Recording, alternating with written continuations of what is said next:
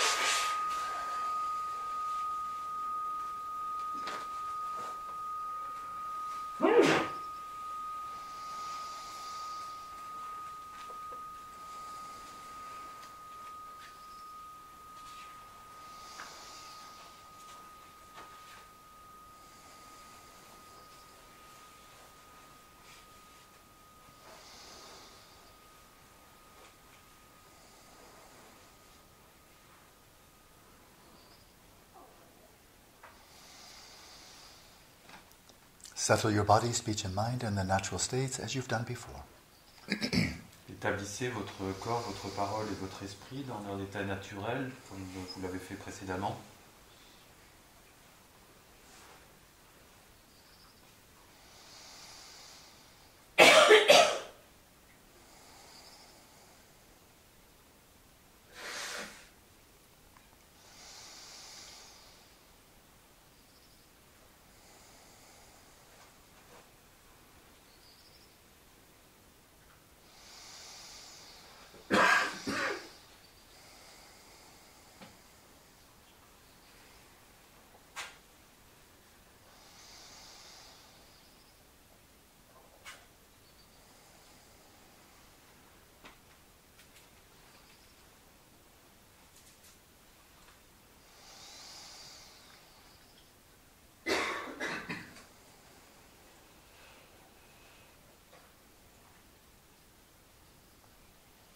Then experiment with the gentle vast breathing.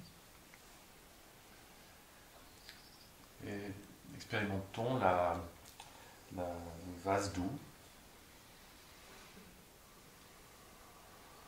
Again, not altering the breath, letting it flow unimpededly, effortlessly. Ne modifiez pas la respiration, laissez-la se produire naturellement. Allowing the belly to expand as you inhale. Donc sans effort, laissez le ventre se dilater pendant l'inspiration.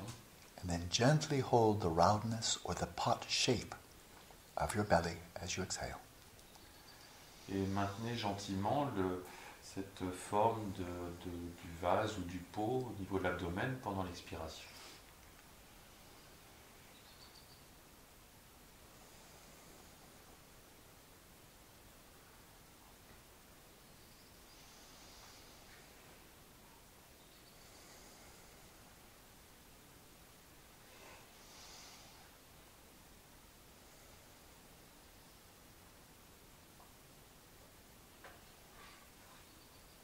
And let your eyes be gently, softly open. Laissez vos yeux gentiment et doucement ouverts. Your gaze vacant, resting in the space in front of you. Le regard vide posé dans l'espace devant vous.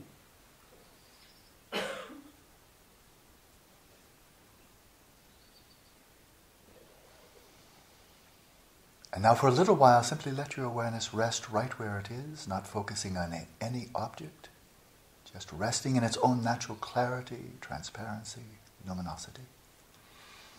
Pendant un moment, laissez votre conscience donc simplement reposer là où elle est, dans son état de clarté, de transparence, de tranquillité.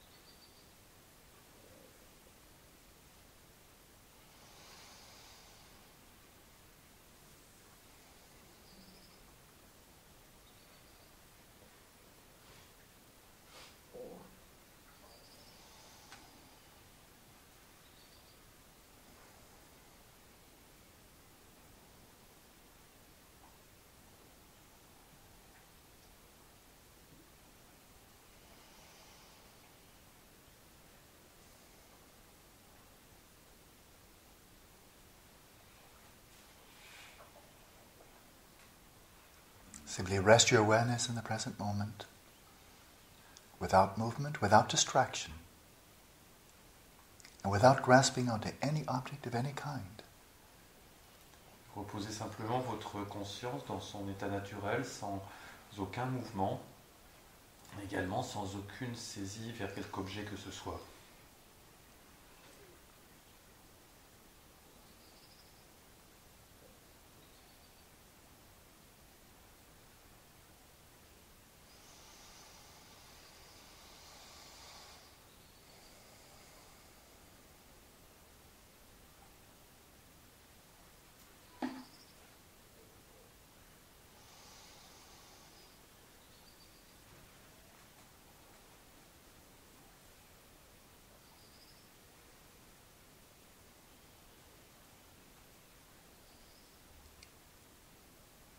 Let your body be still like a mountain, your awareness still like space. Permettez à votre corps d'être tranquille immobile comme une montagne, et votre conscience tranquille comme l'espace.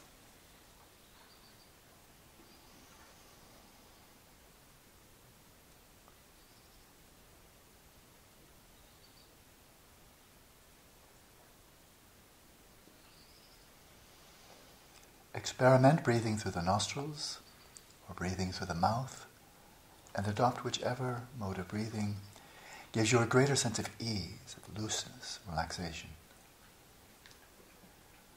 Expérimentez votre respiration, que ce soit au niveau des narines ou au niveau de la bouche, vous aide à développer une sensation de détente, d'aisance, de relaxation.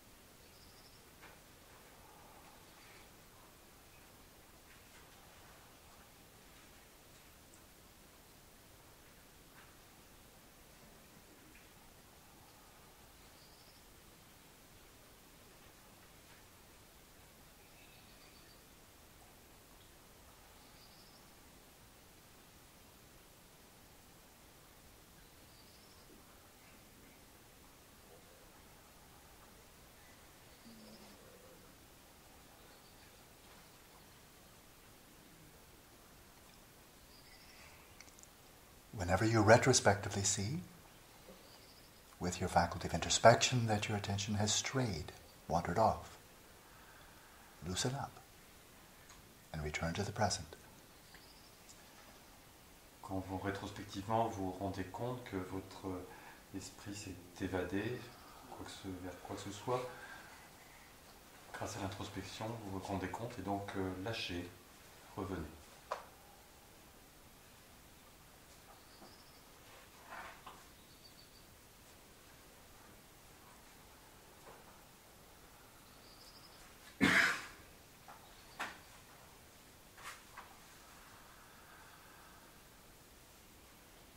And when you retrospectively note with introspection that you become spaced out, you're just sitting there with a blank mind,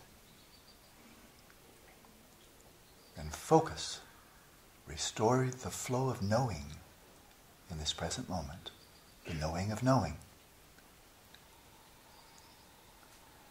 Si rétrospectivement, grâce à l'introspection, vous vous rendez compte que votre esprit s'est perdu dans le vague ou dans le noir, rafraîchissez votre présence, votre attention pour retrouver cette conscience de connaître, de connaissance dans le présent.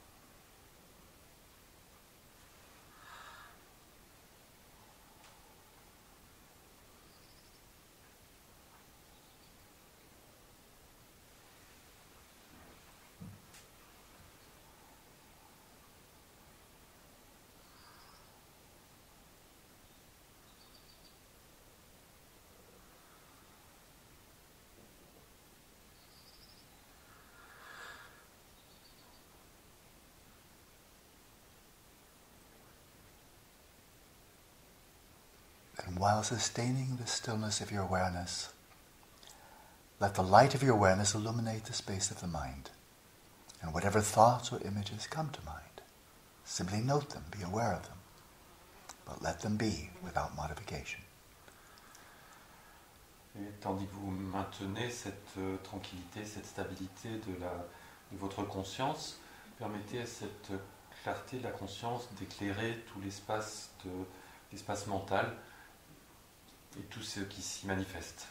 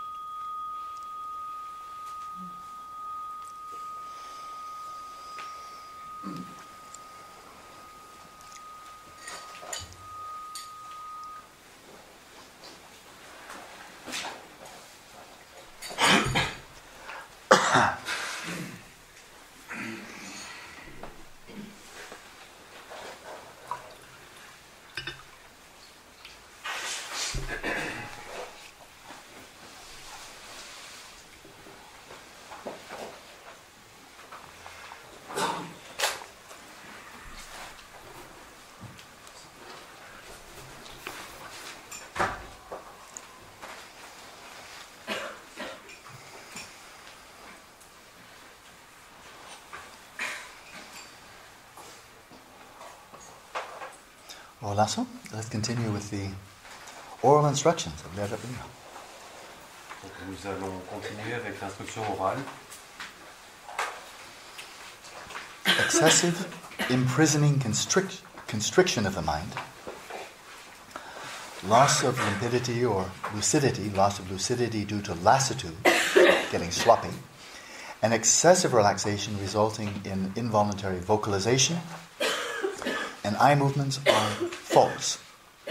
So you do want to be aware of those. If you see you're falling into any of those faults, correct it.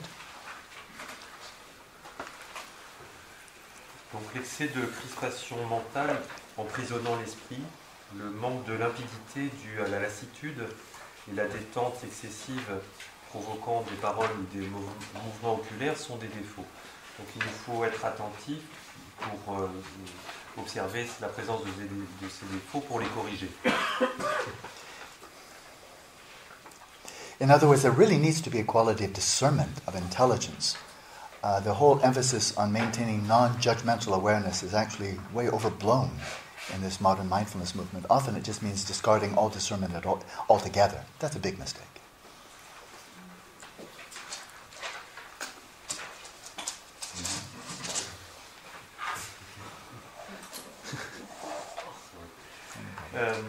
Donc il est nécessaire d'avoir une certaine qualité de discernement dans cette pratique, une certaine intelligence présente à l'esprit dans cette méditation.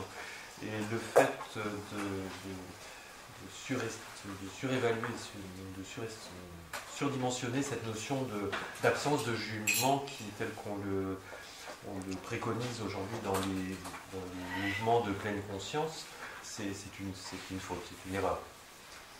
So there are definitely ways of doing this practice incorrectly. Donc il y a réellement une manière correcte de faire ces pratiques.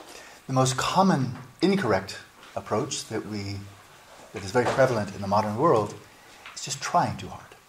Pushing, goal-oriented, how am I doing, striving harder, constricting tighter. And if you do that a lot, you can make yourself really ill. You can develop a chronic kind of stress, chronic lung disorder. And it can go on for years, so you can really harm yourself. And the other major error is just being sloppy. Too lax, too sloppy, too blank-minded, too laissez-faire. And in which case, you're not really doing yourself so much damage as just wasting your time. So those are the two errors. You can really harm yourself or you're just wasting time. And the correct path is in between. Donc, parmi les erreurs les plus communes que l'on trouve, et en particulier dans les pratiques en Occident aujourd'hui, il y a celle d'être trop dans l'effort, de se pousser à pratiquer, de se pousser à faire, de vouloir réussir, d'avoir envie de bien faire. Et tout ça nous amène à être, entraîne finalement des ordres liés au stress que ça fabrique. Et donc il faut vraiment y faire attention. Une deuxième type d'erreur, c'est au contraire d'être trop ramollo dans sa pratique, de laisser faire, de laisser aller. Et ça créera beaucoup moins de dommages que la première attitude qui apporte du stress, mais en fait c'est une perte de temps. So once again, to reiterate a really critical point, and that is in the quality of awareness you bring to the practice. You may bring too much tightness, or you may be too lax, in which case you need to modify. You need to correct it, fix it. Right? in the quality of awareness you're bringing to it.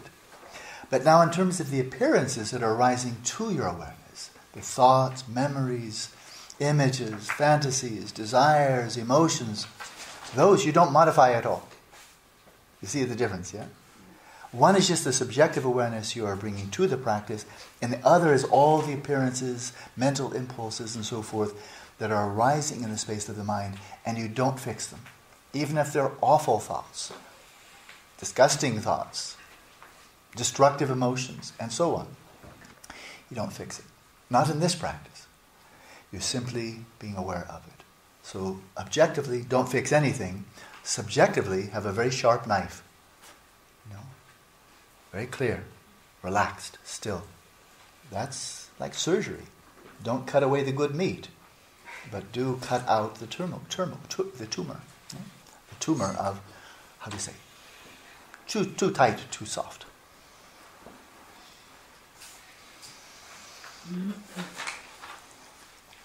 Donc, on répète ce point crucial de la pratique qui consiste à être entre trop de tension et pas assez de tension, trop de laxité.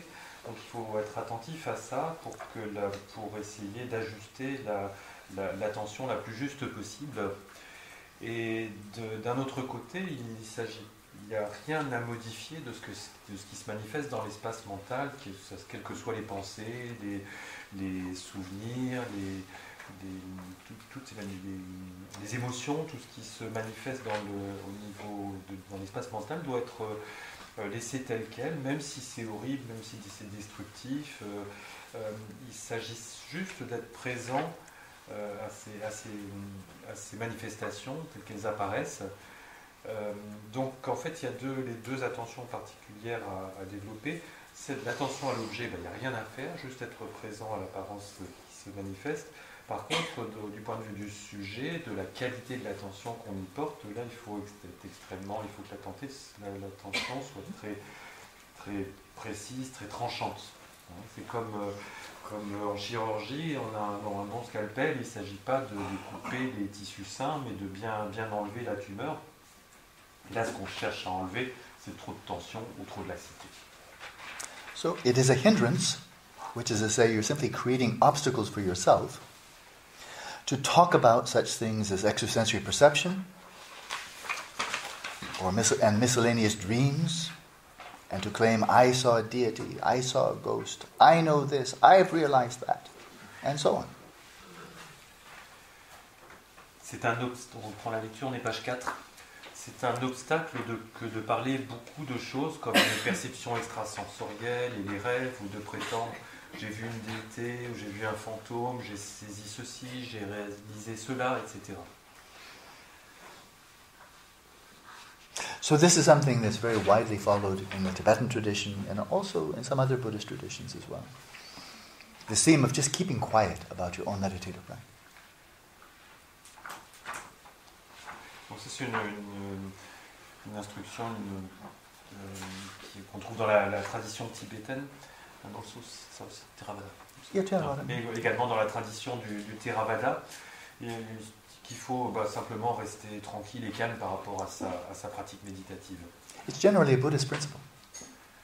C'est l'un des principes du bouddhisme.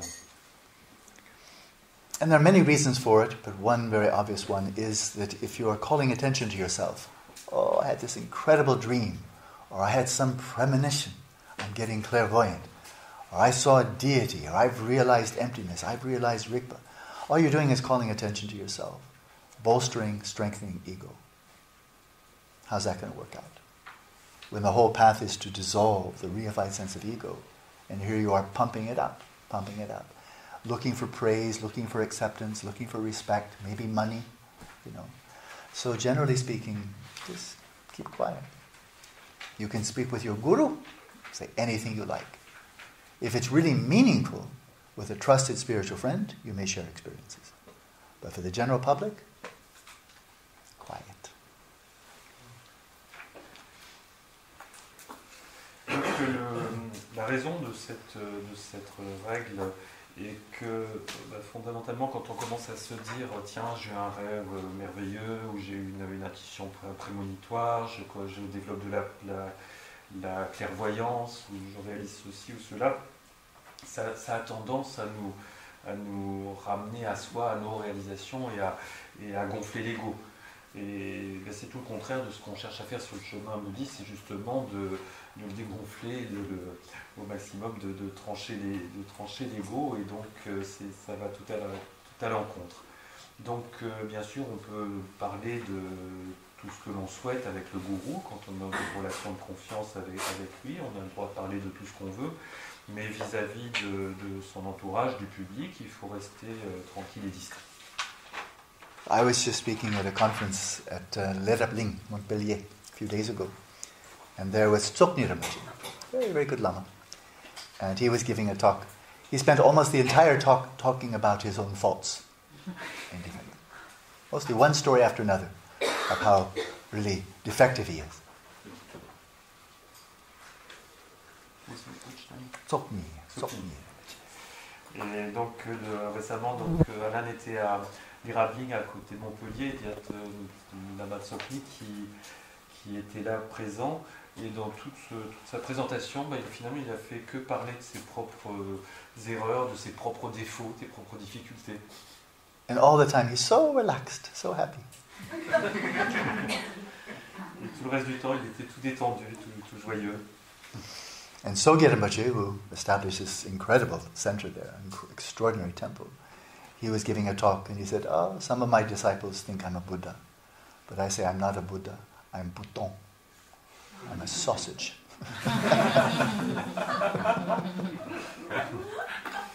Et Sogyal Rinpoche, qui est là aussi, qui a construit ce temple magnifique là-bas, disait aussi, racontait que beaucoup de disciples pensent de lui qu'il est un Bouddha, et lui-même disait non, je suis vraiment pas un Bouddha, je suis plutôt un Bouddha, une saucisse. I got to know one Tibetan yogi, again Chamba Wangdu, Lama Zopa Rinpoche knew him very well, tremendous respect. He had achieved shamatha and higher realization. And so I became a student of his, he gave me some teaching. And I had the audacity one time to say, because he'd been in retreat for like 25 years, the yogi's yogi. And I had the audacity to ask him, Gela, can you tell me anything of realizations you've had? Il a eu l'occasion de rencontrer Jean-Paul Wangdu, qui est un yogi tibétain que connaît aussi Lama Zopa Rinpoche, et qui était en retraite pendant 25 ans. Et Alan donc a suivi des enseignements avec lui, et un jour il a eu l'audace de lui poser la question, mais quelles sont les réalisations que vous avez? And with this great smile of such happiness, he said, I have no realizations at all. Et avec un grand sourire et un grand sourire très heureux, il lui a répondu, mais je n'ai aucune réalisation. And my primary Dzogchen Lama, Gyatso Rinpoche, he often refers to himself. He says, he's sitting in high throne. He's big tuku, sitting on a high throne. He said, I'm an empty Lama sitting on an empty box. Et son lama, Gyatso Rinpoche, quand il parle de lui, il dit il enseigne sur un trône élevé. Il dit, je suis juste un lama vide sur une boîte vide. And even His Holiness Dalai Lama sometimes says, when he's asked, do you have bodhicitta? He says, oh no, I have no bodhicitta. I aspire to have bodhicitta. Et même le Dalai Lama, quand on lui pose la question s'il a réalisé la bodhicitta, il dit, oh non, je ne l'ai pas réalisé du tout, j'y aspire. So, very common. The presence or absence of any variety of pleasure or displeasure, such as a sensation of motion, is not uniform. For there are many great differences in the dispositions and faculties from one individual to another, which is to say that all kinds of nyam, those transient, anomalous, psychosomatic experiences, wide variety will arise. They're not predictable. So they just vary a lot. Don't make a big deal out of it. Just be present with it, release it. La présence ou l'absence de toute variété de plaisirs ou déplaisirs, comme des sensations de mouvement, n'est pas uniforme du fait des grandes différences de disposition et de facultés d'un individu à l'autre. Donc, autrement dit, toutes ces expériences psychosomatiques ou psychiques qui résultent, ces nyams qui se produisent pendant la méditation, sont extrêmement variées et différentes d'un individu à l'autre, et même chez un même individu, et donc sont totalement imprédictibles. Donc il n'y a pas à en faire une salade, il faut juste les prendre telles qu'elles se manifestent. So then, now he describes, well, what are some of the things that happen when you do this practice, and especially if you do it quite intensively for a sustained period. Donc ensuite, on nous présente ce qui se passe quand on a une pratique régulière et durable, et donc ce qui va se passer. So due to settling the mind in its natural state, there may arise sensations such as physical and mental well-being, or even a sense of bliss, a sense of lucid consciousness, where your mind is so bright, just luminous, the appearance of empty form, and a non-conceptual sense that nothing can harm the mind regardless of whether or not ideation has ceased, whether or not thoughts have ceased. Du fait qu'il demeure en son état naturel, de nombreuses sensations peuvent s'élever dans l'esprit, comme du bien-être physique ou mental, une sensation de conscience lucide très claire, l'apparence d'une forme vide, un sens non conceptuel que rien ne peut affecter l'esprit, indépendamment du fait que l'idéation ait cessé ou non, donc qu'il y ait des pensées ou pas. So some of you may recall the very short phrase that I've cited from the American psychologist, a pioneer of American psychology called William James, and the statement is, for the moment what we attend to is reality.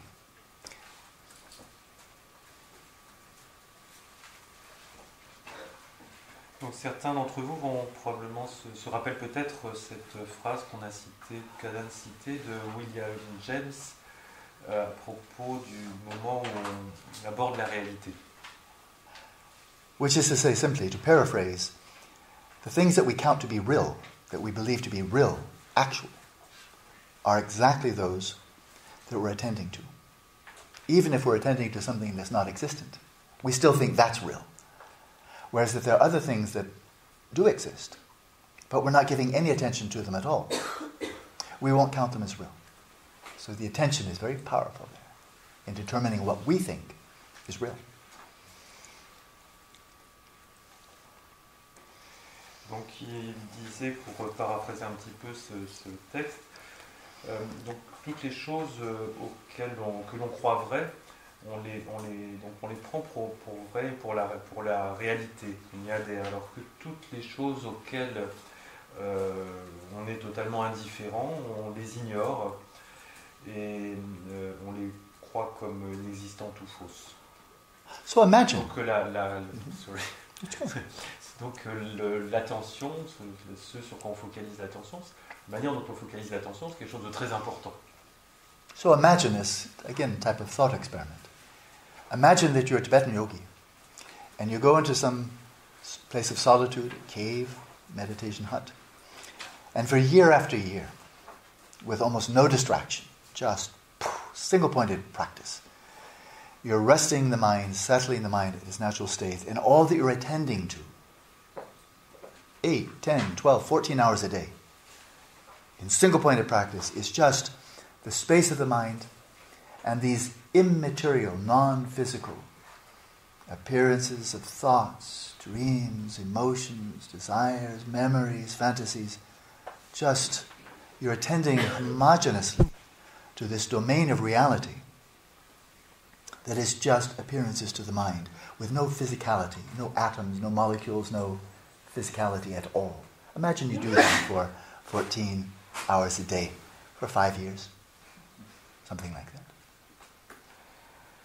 Donc essayez de vous imaginer que vous êtes un yogi tibétain et que vous décidez de partir méditer dans un lieu retiré, dans une grotte par exemple, et que vous décidiez que pendant année après année, vous décidez de méditer sur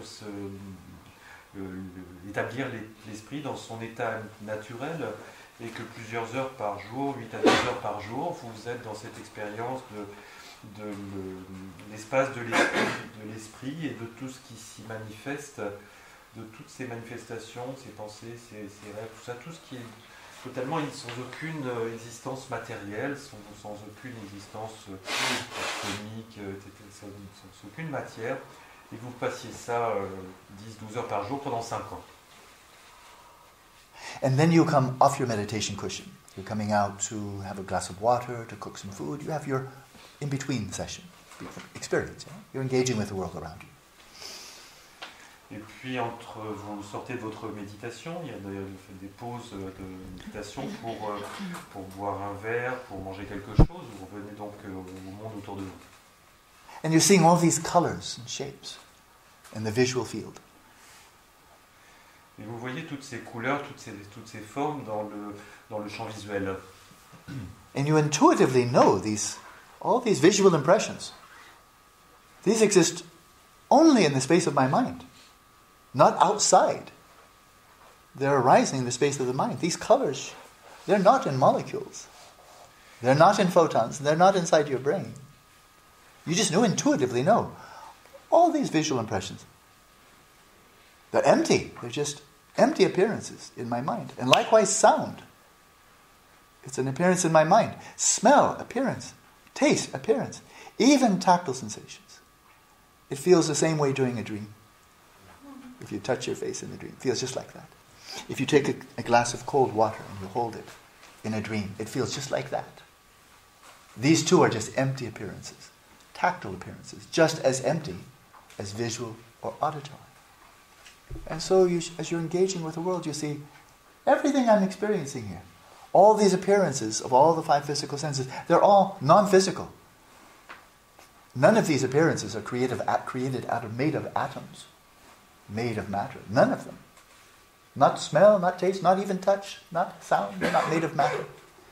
Everything is just empty forms, all taking place within the space of my mind. It's not solipsism. You're not an idiot. You don't think that everybody else is just a fiction, that you're the only person in the world. But you are aware that everything I'm aware of is arising just in the space of the mind. Immaterial, intangible, empty appearances. And of course I know that for Lobsang, that's how it is from his side also. And for Philippe, and for everyone here. So it's not solipsism, but it's recognizing all that we are immediately aware of are appearances, empty appearances, and they are not physical. They have no location in physical space. No location. The red color of your shirt, it's not in the molecules. There are no red photons in between, and there are no red neurons. There's no red out there, in between, or inside.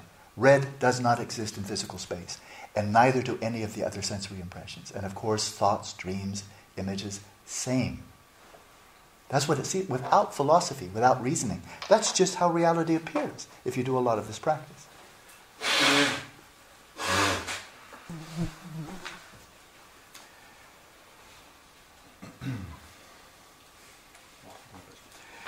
Et donc, imaginez que vous ayez donc passé tout ce temps dans la méditation, dans l'espace de votre esprit et de ses manifestations. Donc, vous réalisez que toutes ces manifestations intérieures ne sont que des apparences qui se produisent dans votre esprit. Et quand vous revenez dans le monde extérieur, vous voyez à nouveau toutes ces couleurs, toutes ces formes qui se manifestent. Et à ce moment-là, vous réalisez aussi que toutes ces apparences de formes et de couleurs ne sont finalement que des expériences de conscience, que des manifestations de conscience qui n'ont pas plus non plus d'existence. Et que tout ça ne sont que des apparences vides. Et c'est la même chose pour les sons, c'est la même chose pour le goût, pour les sensations tactiles, aussi réelles qu'elles puissent nous apparaître. Tout ça ne sont que des apparences qui se manifestent au niveau de notre conscience. Et pour ce qui est de la vue, effectivement, il n'y a pas de, c'est pas quelque chose. Le rouge que l'on peut voir n'est pas quelque chose qui existe à l'extérieur, n'est pas non plus il n'y a pas de photon rouge, ça n'existe pas, il n'y a pas non plus de neurones rouges. C'est juste quelque chose qui se manifeste dans notre conscience. Donc, ayant fait cette méditation sur les apparences qui se manifestent dans l'esprit, on comprend que toutes ces apparences extérieures également ne sont que des expériences de conscience et qui n'ont pas plus qui sont des formes vides.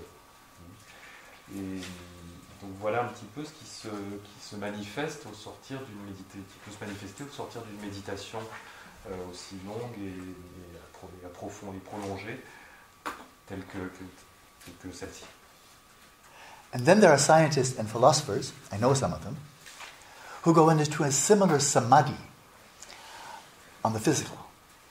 All they ever observe is the physical. All they think about is the physical.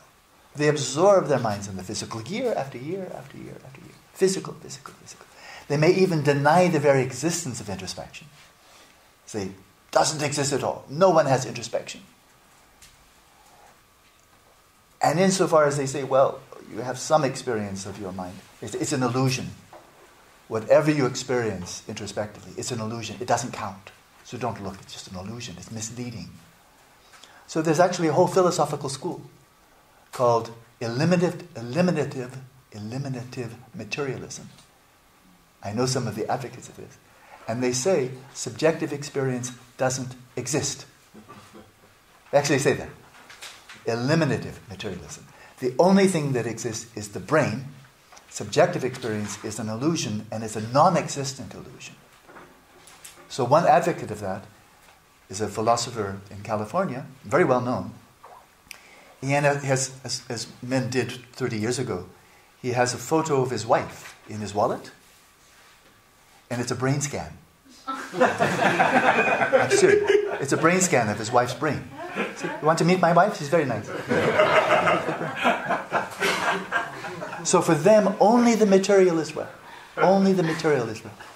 And so the mind, subjective experience, either doesn't exist, which is what they say, or it's really physical, and they equate it with the brain. Is it because they're stupid or illogical? No. They're very intelligent. I met them. But they're just focusing on the physical, and that's all they can imagine. So we see, you can be a Tibetan yogi where the physical world vanishes, and all there is appearances to the mind and awareness. Or you can be a materialist, and all you can see is the physical. And subjective experience and introspection vanish. Why? Because that's what you're attending to. It's so simple.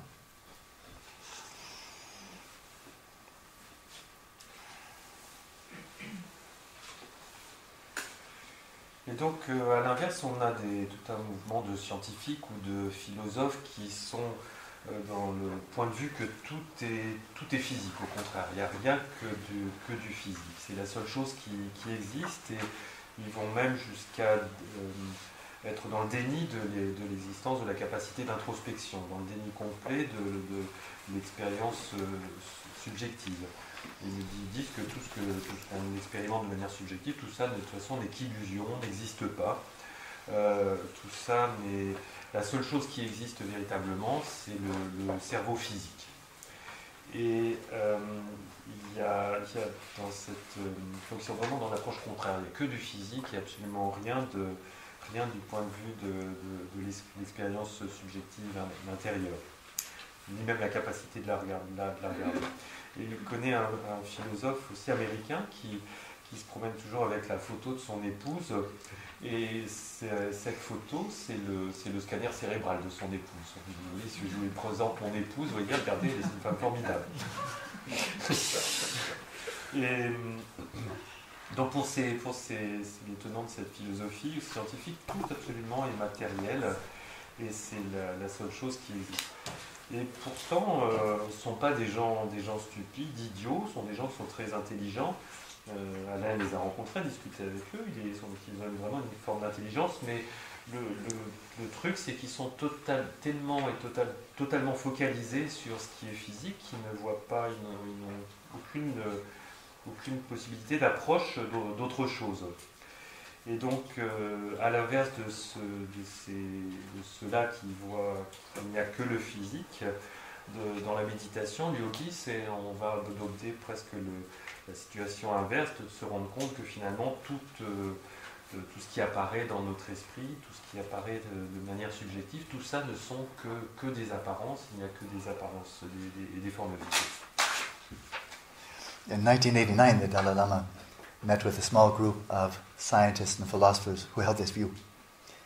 They all agreed that a human being is a brain carrying a body on the back. Et en 1989, le Dalai Lama a rencontré des scientifiques qui étaient des tenants de ce point de vue, et ils étaient tous d'accord pour penser que l'être humain était simplement un cerveau qui était porté... Qu'on porte sur son dos. Oui, porté sur son dos. Non, pardon, un cerveau qui porte un corps sur son dos. Voilà. So he was quite surprised. And he said, really? Then he asked these scientists and the philosopher, do you love brains? Like you love your children, your spouse, your family. Do you look at a brain and he says, oh.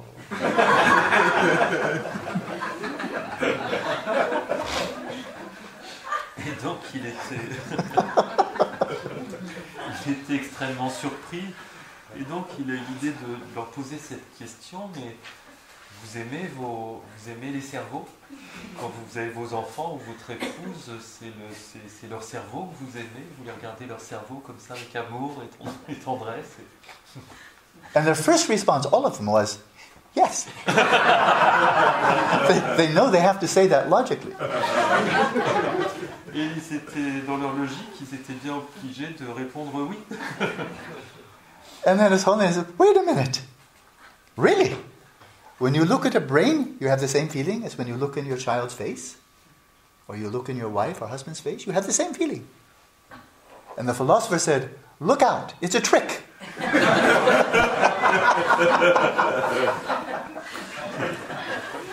Et il leur a dit, mais vraiment, vous êtes, quand vous regardez un cerveau et quand vous regardez le visage de votre épouse ou de votre enfant, vous éprouvez exactement le même sentiment, etc. Et donc il y en a un qui a dit, attention, il y a un truc là, il y a une ruse. And when you really pushed them, all of the scientists acknowledged, well, actually, no. And only the philosopher said, yes. Et donc, quand on les pousse dans leur retranchement, finalement, ils étaient obligés finalement d'admettre que non, il y avait quand même une différence entre le cerveau et le visage de ses enfants. Mais il y a finalement qu'il y a le philosophe, par contre, lui, il restait sur ses positions. Il dit oui, c'est pareil. Oh yeah. So it's time for our break. It's time to practice. Donc c'est l'heure de la pause, donc c'est l'heure de passer à la pratique. And in the 7-point mind training, the great Atisha, the great Indian master, said, he begins his discussion of teachings on emptiness by saying, Chunam Milabdaburta. If you phenomena, the environment, other people, as if they were dreams, he begins there. Dans les 7 points de l'entraînement de l'esprit d'Atisha, il donne cette instruction dès le départ, regardez les phénomènes comme s'ils étaient des rêves. As empty forms. Comme des formes vides. Appearing as if they existed from their own side, but not actually existing in that way. Comme s'ils apparaissaient de leur propre côté, mais n'existant pas réellement. And then he concludes his very short presentation of insight practice by saying, in between sessions, Tunsan Gyume Kiburja. In between sessions, act as if you were an illusory being. Act as if you were an illusory being. Not really there, just a matrix of empty appearances.